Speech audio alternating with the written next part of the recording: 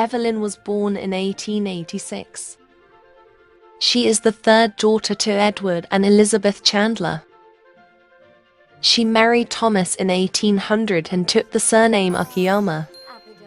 In 1803 they had their first child, a little girl named Genevieve. In 1804 they had a son named Augustus. Then in 1808 they had another son, Jonathan. They are the Akiyamas. Thomas loved to perform and acted in the theatre for work. As Genevieve grew up, she had inherited the same passions. She would practice acting in the mirror when she wasn't picking on her little brother. Augustus had also grown with a particular passion himself. He had a love for playing piano. Evelyn spent a lot of her time knitting when she wasn't doing housework. Thomas and Evelyn always made time for each other when they could. Little Jonathan was growing fast. He liked to pull pranks. He especially loved messing with Augustus. As Genevieve aged, she never stopped acting in the mirror. Thomas coached her. She looked up to him. One night while performing a fight scene, Thomas fell off stage. He had a bad landing and couldn't survive his injuries. He passed at the age of 39 in 1817. The family was devastated. Time passed and the kids grew up. Romance blossomed between Genevieve and the young boy. His name was Dimitri Harbour.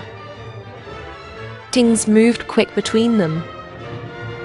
It wasn't long before they were married. They moved into a small home together in 1820.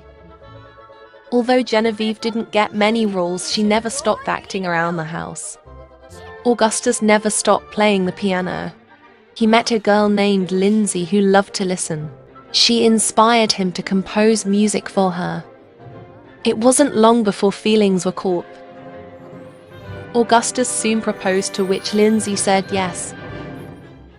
They were moved into a lovely home where Augustus continues to write music. Meanwhile at home, Evelyn had met someone new.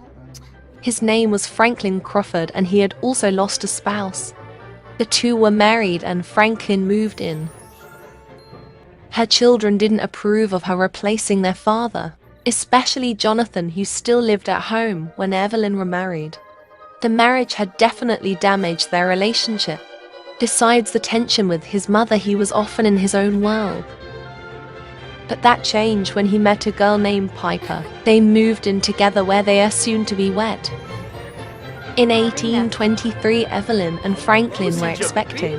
They had a little girl named Victoria. Then, in 1825, they had a son named Nicholas. After his birth, she had become terribly ill and was bedridden. Unfortunately, her illness couldn't be cured and she never got better. She died that year and was buried beside Thomas. Franklin was left to mourn yet another spouse.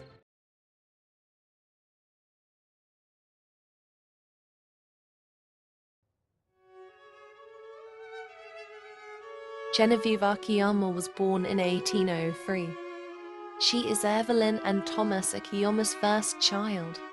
Growing up, she inherited her father's love for acting. Since it was his profession, he taught her everything he knew. Her father believed in her and promised to get her a spot on stage as the first female actor. Unfortunately, her father had passed away before getting to do so. When she was 17, she met a boy named Dimitri Harbour. They fell in love and were married in 1820. Genevieve never stopped acting despite never getting a role. In 1825, Genevieve was expecting. She gave birth to a little girl named Charlotte. Having her around gave Genevieve a new purpose outside of acting. She still found a way to practice when she could. She truly believed she would get hired. She even practiced monologues with Dimitri.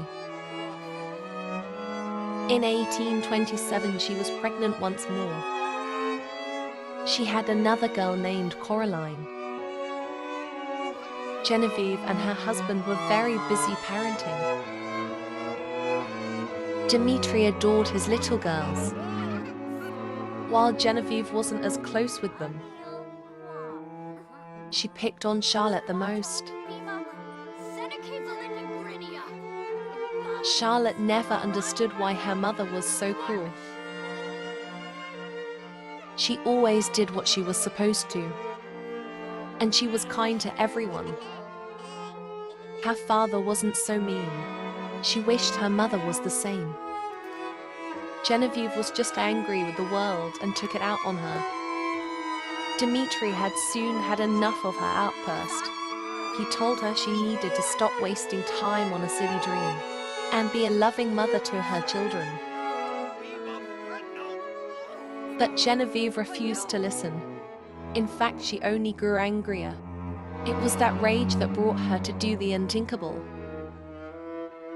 One night in 1835, she prepared dinner for the family. Charlotte helped set the table so they could eat. But once dinner was ready, she noticed something off about her food.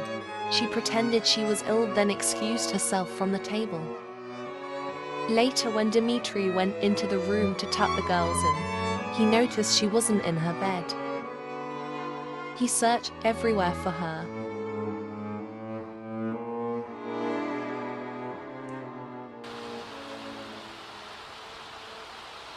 But Charlotte was nowhere to be found.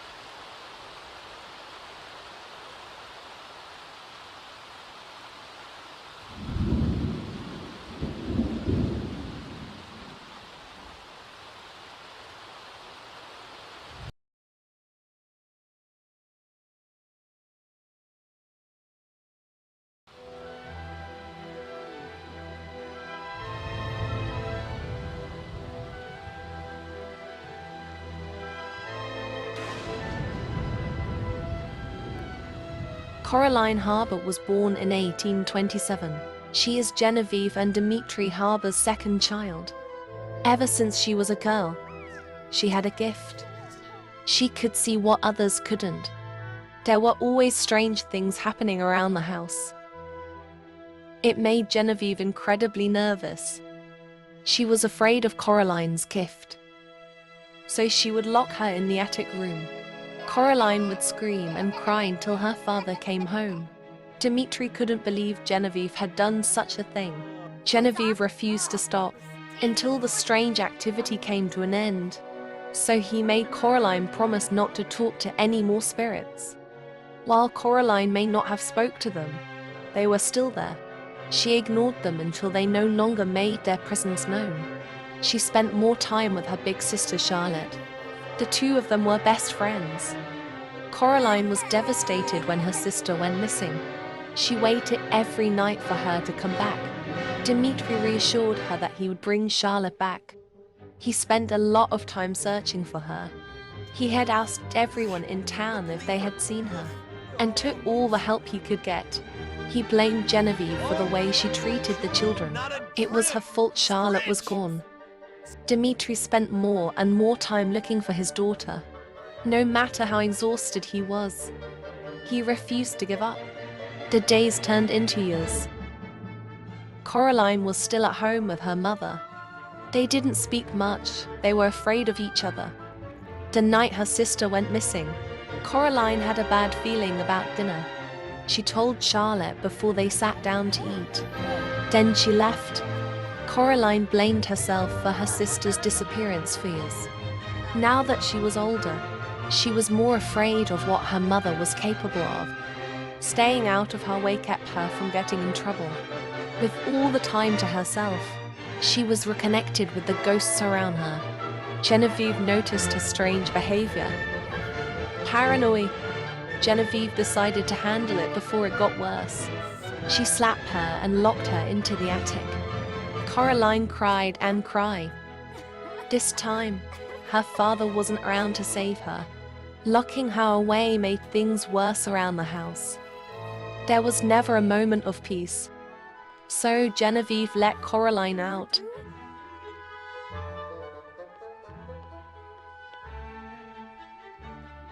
After she left, the lights shut off and the door locked behind her.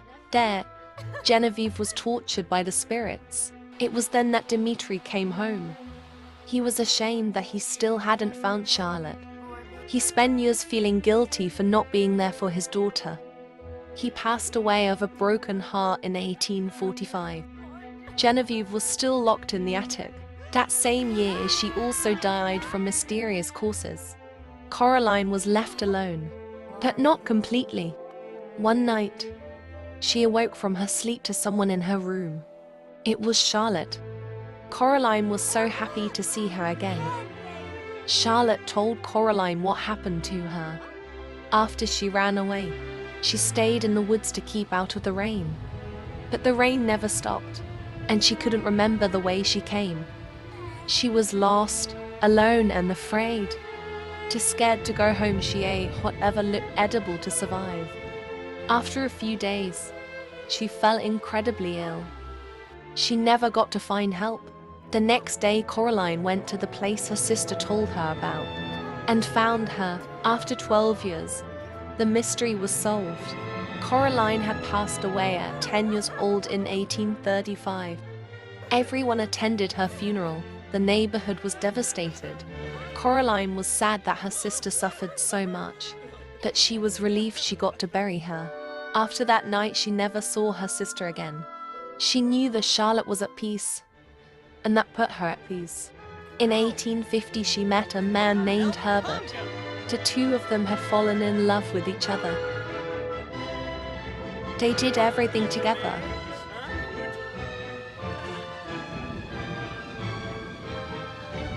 But after a day in the rain, tragedy struck. Herbert was gone. Coraline was left alone once again. Shortly after his death, she found out she was pregnant. In 1851, she gave birth to twins, Lucy and Mabel. Coraline wasn't at all ready for motherhood, but she would try to be a better mother than hers.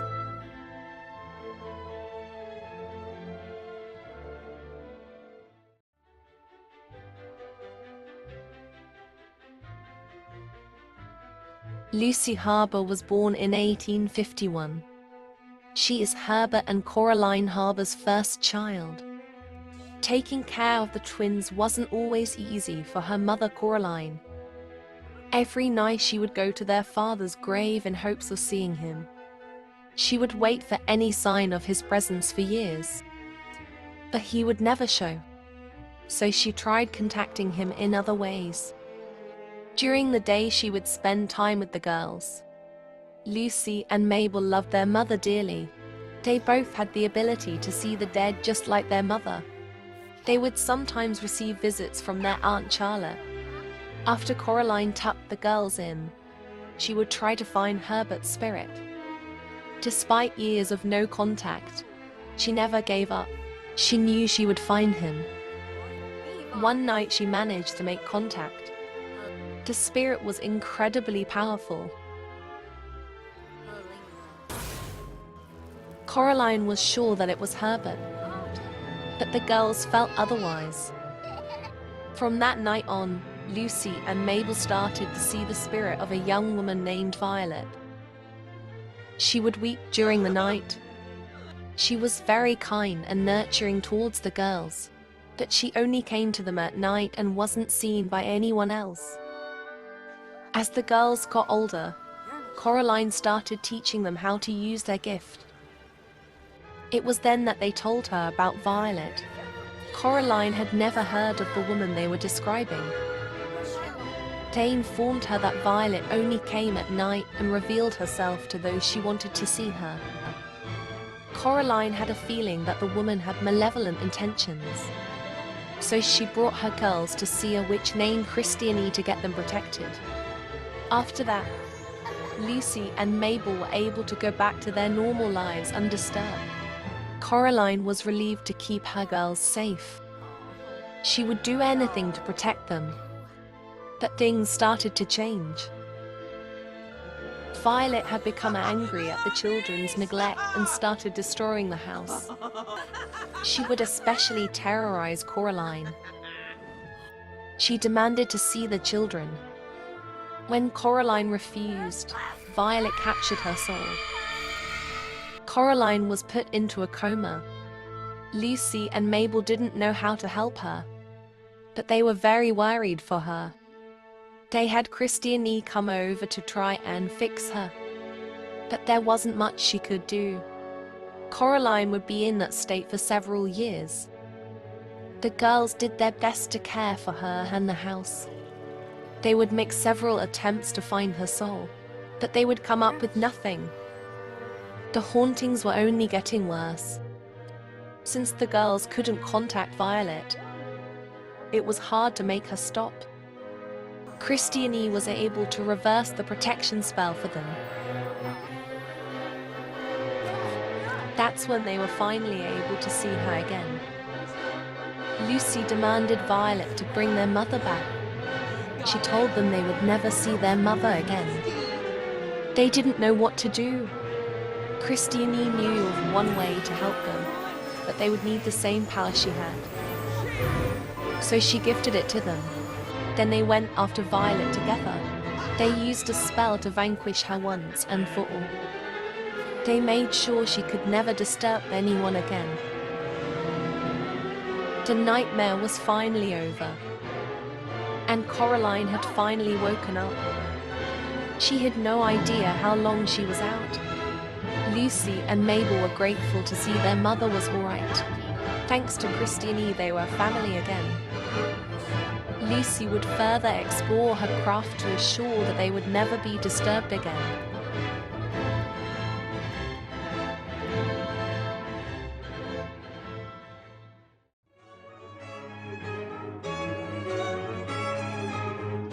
Mabel Harbour was born in 1851. She is Herbert and Coraline Harbour's second child. It had been a few years since they had vanquished the evil spirit from their home. Mabel, Lucy, and their mother had been successfully protecting the house from evil. Mabel usually practiced magic with Lucy. Every day they would further their studies in their craft. Lucy picked up a hobby in making jewelry, while Mabel had caught interest in their neighbor. His name was Chandler Calderone, and he was a warlock himself. Romance blossomed between them. He would greet her with flowers every morning. In 1873, they were soon to be wed. Coraline was so excited she made them a wedding cake. They had a small ceremony in their back garden. It was the happiest day of Mabel's life. Her sister had gifted her a necklace to congratulate her. Mabel loved it. Lucy had one for herself to match. It kept them connected. In the early years of their marriage, Chandler helped Mabel practice magic since he was a little more advanced. Soon the two of them were expecting. They were very excited. In 1876, Mabel had given birth to a baby girl. She named her Gladys. She was a wonderful addition to the household. Just 3 years later, Mabel and Chandler are having another baby. During the labor, Mabel was struggling and enduring a lot of pain. Despite her agony, she continued with the labor. She had given birth to twins Gabriel and Gloria. But Mabel wasn't able to survive long after. She passed in 1879. The family was devastated. Lucy was deeply affected by her sister's loss. It was so bad she couldn't bear to be around Mabel's children. With Chandler now a widower, he had to take care of the children on his own. Coraline would help him as much as she could, but Chandler didn't want anyone's help. He wanted to take care of his kids by himself. He didn't care how much it drained him. The kids were all he had left of Mabel, and he didn't want to lose any time with them. Even though Mabel was gone, she would occasionally visit. She would check on Chandler and the children. She never wanted them to worry about her being too far, because she would always be with them. Some years would pass and Chandler would still be grieving Mabel's loss. He developed a habit for drinking. He spent more time drinking than he did with his kids. His drunk episodes would leave him to believe that Lucy was Mabel, and he would try to pursue her. But Lucy would never do that to her sister. By then, Coraline had had it with his shenanigans. While he was off getting drunk, she had to care for the children. They rarely saw him at all. Coraline told him if he didn't clean up his act, he had to go. But Chandler's way of getting better was drinking outside of the house. He would spend his nights getting wasted at local bars. One night, while he was roaming the streets drunk, he had gotten trampled by a horse. Chandler had passed away in 1886, and his children were left in the hands of Lucy and Coraline.